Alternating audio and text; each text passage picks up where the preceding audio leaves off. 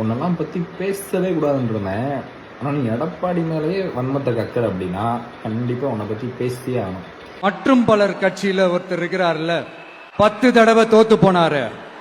அவரு சொல்றாரு, ஐயா அனுபவசாலி அவர்களே, உங்ககிட்ட ஒரே ஒரு கேள்வி ஒண்ணு கேட்கிறேன்.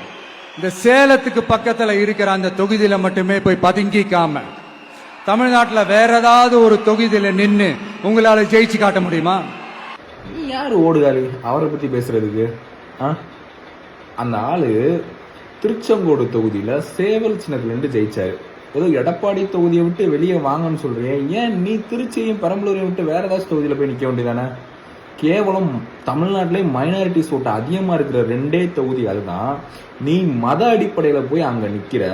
ஏன் நீ அவ்வளோ பெரிய பருப்பாக இருந்தா வந்து எடப்பாடி தொகுதியில் நில்லு, இல்லை குளத்தூரில் ஸ்டாலின் தொகுதியில் நில்லு, தொண்டாமத்தூரில் எஸ்பி வேலுமணி தொகுதியில் நில்லு, இல்லை வேற என்ன உதயநிதி தொகுதியில் போய் நில்லு.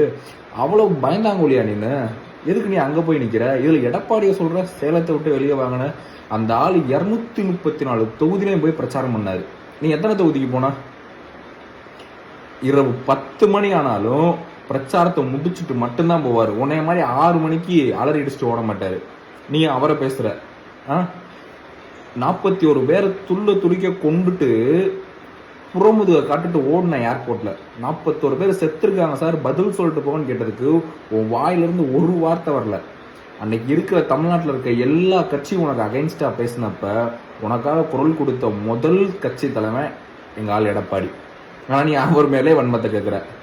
அப்புறம் என்னது அனுபவசாலி, அந்த ஆள் அனுபவசாலி தான், உன்னோட அனுபவசாலி தான். இப்போ மைக்கை கொண்டு போய் நீட்டினாலும் ப்ரெஸ் மீட்ல உட்கார வச்சாலும் ஒத்த துண்டு சீட்டு இல்லாமல் பதில் சொல்லுவார். கேவலம் ஒன்னால ஒரு ப்ரெஸ் மீட் ஹேண்டில் பண்ண முடியுமா? கட்சி ஆரம்பிச்சு இத்தனை வருஷம் ஆச்சே, ஒரு ப்ரெஸ் மீட்டை ஹேண்டில் பண்ணிருக்கியா? நீ யாரா அவரை பற்றி பேசுறதுக்கு? இவங்க பேசுனதை பற்றி நீங்கள் என்ன நினைக்கிறீங்க அப்படிங்கிறத மறக்காமல் கமெண்ட்டில் சொல்லுங்கள். நன்றி.